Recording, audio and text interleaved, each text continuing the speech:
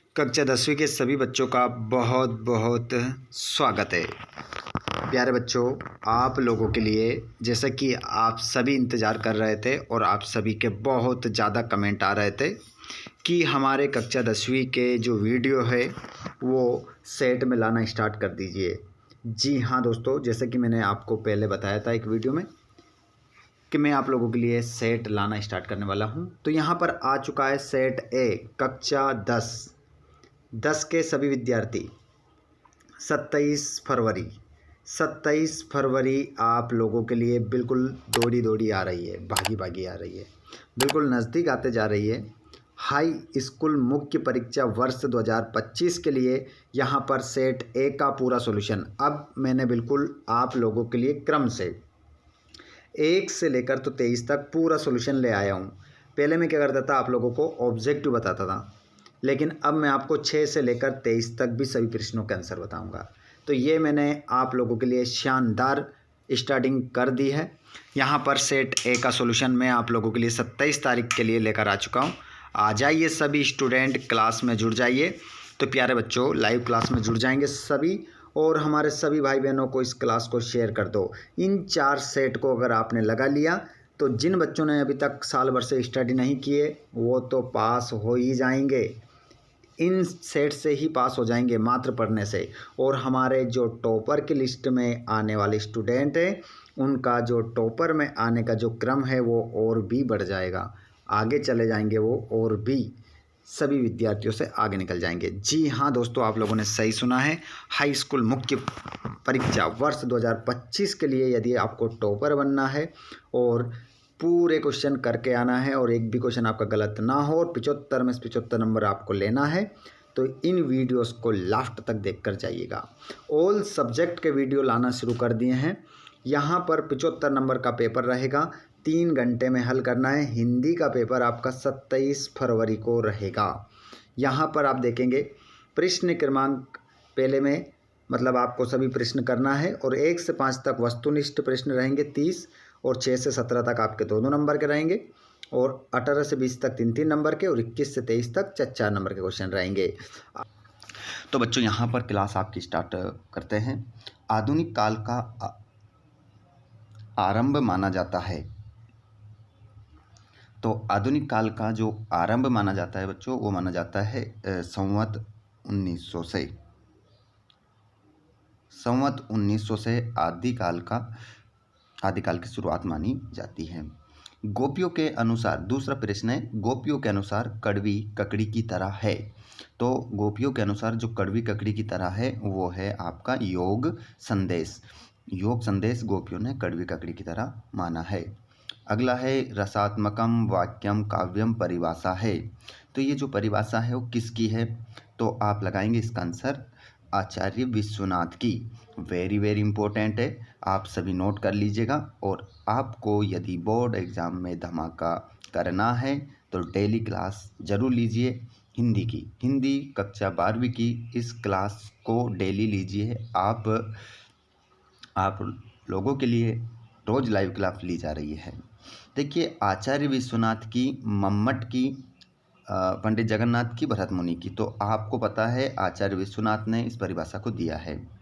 नेताजी का चश्मा पाठ की विदा है। नेताजी का जो चश्मा है ये पाठ की विदा है।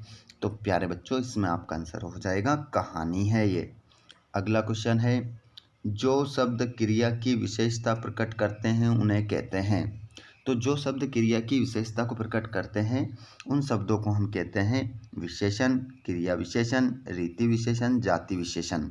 तो उसे क्रिया विशेषण कहा जाता है। अगले प्रश्न को देखेंगे। छठा है, भोलानाथ के ललाट पर तिलक सुशोभित होता था। तो भोलानाथ के ललाट पर किसका तिलक लगाता था वो? कुमकुम का, बभूत का, चंदन का, सिंदूर का। तो यहाँ पर आपका सही उत्तर हो जाएगा बभूत का तिलक लगाता था। चंदन का मत कर देना, गलत हो जाएगा। अधिकतर सब चंदन का तिलक लगाते हैं ना, तो गलत हो जाएगा। बभूत का आपका सही उत्तर होगा। खालिस्तान, व्यक्ति अपनी प्रशंसा स्वयं नहीं करते। तो यहाँ पर जो आंसर होगा निडर। निडर व्यक्ति अपनी प्रशंसा स्वयं नहीं करते। तो इसमें निडर आप फील करेंगे। अगले प्रश्न को देखेंगे आप। प्रश्न क्रमांक आपका रहेगा दूसरे में आप क्या करेंगे, नायक के जीवन की एक घटना का पूर्णता के साथ अंकन में किया जाता है। देखिए, नायक के जीवन की एक घटना का पूर्णता के साथ अंकन में किया जाता है, तो यहाँ पर आपका हो जाएगा महाकाव्य में। महाकाव्य आपका आंसर होगा। अगला प्रश्न है, अगले प्रश्न को आप देखेंगे। प्रश्न क्रमांक आपका देखिए, नायक के जीवन की एक घटना का, अरे तो यहाँ पर महाकाव्य नहीं होगा, देखो ना, बोला ना उसने एक घटना का, हाँ तो एक घटना तो पूरी बताई जाएगी ना उसमें, तो यहाँ पर खंडकाव्य होगा। महाकाव्य हटाइए इसमें से, खंडकाव्य आपका सही आंसर होगा, करेक्ट आंसर है। अगला क्वेश्चन है, काव्य की शोभा बढ़ाने वाले तत्वों को कहते हैं। काव्य की शोभा बढ़ाने वाले तत्व को क्या कहते हैं? अलंकार कहते हैं। अलंकार आपका सही उत्तर होगा। अगला क्वेश्चन है, सच्चे साधु की पहचान उसके से होती है।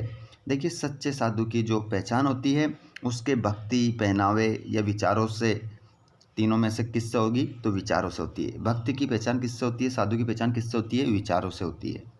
समास में प्रथम पद प्रधान एवं अव्यय होता है। समास में प्रथम पद प्रधान एवं अव्यय होता है, तो यहाँ पर आपका जो सही उत्तर हो जाएगा अव्ययी भाव समास में। अगला क्वेश्चन, गंतोक का मतलब है। तो गंतोक का जो मतलब होता है वो होता है पहाड़। पहाड़ आपका सही उत्तर हो जाएगा। यहाँ पर जोड़ी मिलाना है, जोड़ी मिलाते हैं। बताइए, झरना, आंसू, लहर। झरना, आंसू, लहर के रचनाकार कौन है? तो जयशंकर प्रसाद आपका होगा। बार बार मोहि लागी बुलावा में यहाँ पर पुनरुक्ति प्रकाश अलंकार हो जाएगा। गद्य की प्रमुख विधा कौन सी है? तो यहाँ पर आपकी कहानी हो जाएगी। आपका बंटी मन्नू भंडारी का उपन्यास है ये। वाच्य के भेद होते हैं 3। अरि ओ करुणा प्रभामयी, ये अज्ञे की रचना है। ठीक है, इस प्रकार आपकी जोड़ी हो जाएगी। आगे यदि हम चलेंगे क्वेश्चन की ओर, देखिए जितने भी क्लास में हमारे स्टूडेंट लाइव जुड़ रहे हैं, आप सभी से रिक्वेस्ट है कि इस क्लास को अपने सभी दोस्तों तक ज़रूर शेयर करें, और चैनल को आपने सब्सक्राइब नहीं किया है तो चैनल को ज़रूर सब्सक्राइब करें, ताकि आने वाले वीडियो का नोटिफिकेशन सबसे पहले आप तक पहुँचे। चलिए, एक वाक्य में उत्तर देना है। आधुनिक कबीर किसे कहा जाता है? तो आधुनिक जो कबीर कहा जाता है वो कहा जाता है नागार्जुन को। नागार्जुन आपका इसमें सही उत्तर होगा। रस के अंगों के नाम लिखिए। तो रस के अंग जो होते हैं वो होते हैं विभाव, दूसरा अनुभाव, अनुभावेय, संचारी भाव और स्थायी भाव। स्थायी भाव, ठीक है, ये 4 प्रकार के आपके भाव हो जाएंगे। काशी किसकी पाठशाला है? तो यहाँ पर काशी किसकी पाठशाला है? तो यहाँ पर आपका आंसर हो जाएगा संस्कृति की। काशी संस्कृति की क्या है? पाठशाला है। ठीक है, 2 स्वरों के आपस में मिलने पर कौन सी संधि होती है? तो आंसर हो जाएगा स्वर संधि, स्वर संधि। जो मीठी वाणी बोलता हो, वाक्यांश के लिए एक शब्द क्या होगा? तो इसका आंसर हो जाएगा मृदुभाषी। मृदुभाषी आपका उत्तर होगा।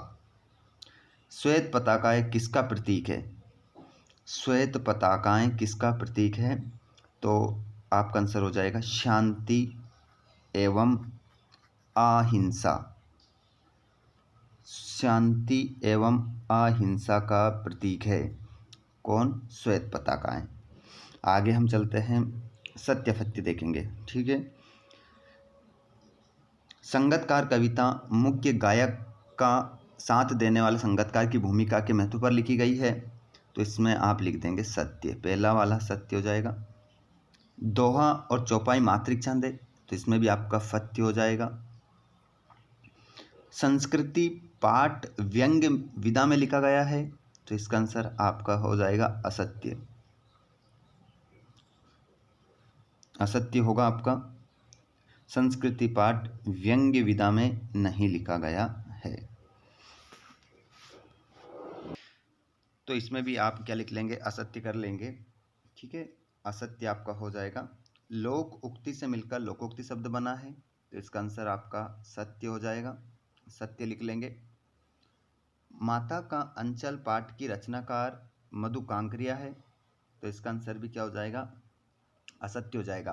तो आप सभी विद्यार्थी मुझे कमेंट बॉक्स में बताएंगे कि माता का अंचल पाठ किसने लिखा है। जल्दी से बताएं, माता का अंचल पाठ किसने लिखा है। हिरोशिमा कविता अज्ञे ने हवाई जहाज में बैठकर लिखी तो इसका आंसर भी आपका असत्य होगा। ये दो प्रश्न के जवाब आप लोग मुझे देंगे कि माता का अंचल पाठ किसने लिखा और हिरोशिमा कविता अज्ञे ने कहाँ पर बैठकर लिखी।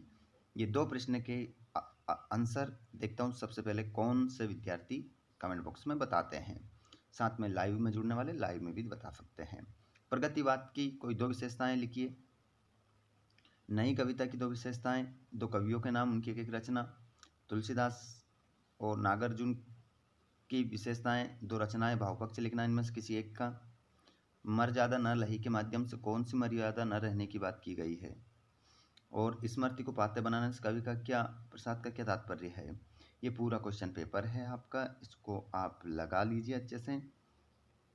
बहुत ही शानदार और ज़बरदस्त क्वेश्चन पेपर है। पूरा अगर आपने हल कर लिया तो यूँ मान के चलिएगा कि पूरा क्वेश्चन पेपर हमारा बन जाएगा। यहाँ पर देख सकते हैं आप, ये आपका पूरा क्वेश्चन पेपर है।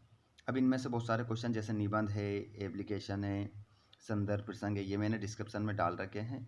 आप चाहें तो वहाँ जाकर वीडियोस को देख सकते हैं और इन सभी प्रश्नों के आंसर लगा सकते हैं। आपका अपना टेलीग्राम चैनल भी है जिसकी लिंक मैंने डिस्क्रिप्शन में दे रखी है। आप डिस्क्रिप्शन में जाइए और टेलीग्राम को क्या कर लीजिए, ज्वाइन कर लीजिए। जिस पर क्या होगा, कमेंट करने पर आपको सभी प्रश्नों के आंसर वहाँ पर सेंड कर दिए जाते हैं। जैसे कि अनुच्छेद सब डाले हुए हैं, है ना, संवाद वहाँ पर डाल रखा है, आपको सब मिल जाएंगे। PDF वगैरह भी आपको वहाँ मिलता रहता है। तो आप अच्छे से तैयारी करें अपनी और इस क्लास को अपने दोस्तों को शेयर करें। और अब हिंदी के 4 सेट आने वाले हैं, उसके लिए सभी तैयार हो जाएं। अपने सभी भाई बहनों को आप बता दें कि भैया लाइव क्लास में डेली जुड़ना है। तो जल्दी से इस चैनल को क्या करें, सब्सक्राइब करें ताकि आपको हर एक वीडियो सबसे पहले मिल सके। चलिए तो स्टार्ट करते हैं हम सेट को लाने का सिलसिला। धन्यवाद।